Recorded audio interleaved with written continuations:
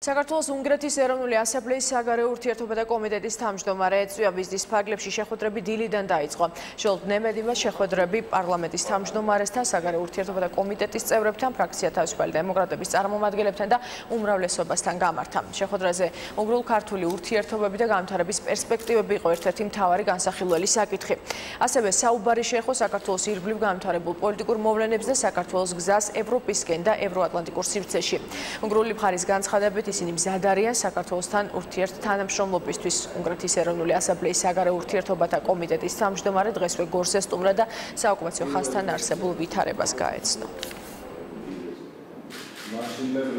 ძალიან საინტერესო შეხვედრა, ძალიან მნიშვნელოვანი საკითხები განვიხილეთ სიტუაცია საქართველოს ირგვლივ, რა თქმა უნდა, ჰქონდა საუბარი რუსეთზე.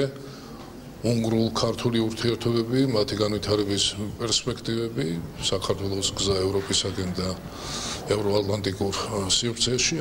უნგრეთი პირველი იყო, რომელმაც ევროკავშირთან ასოცირების რატიფიცირება მოახდინა. ჩვენ თქვენი ქვეყნის ევროპული ინტეგრაციის მომხრეები ვართ.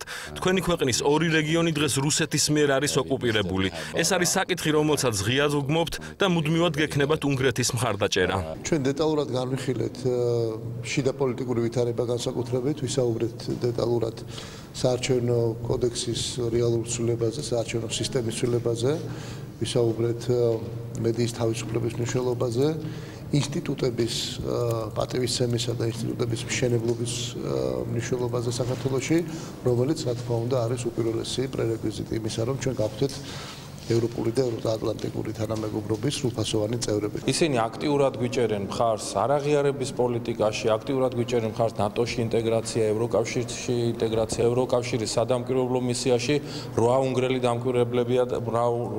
დამკვირვებელია და ძალიან გვეხმარება ჩვენ.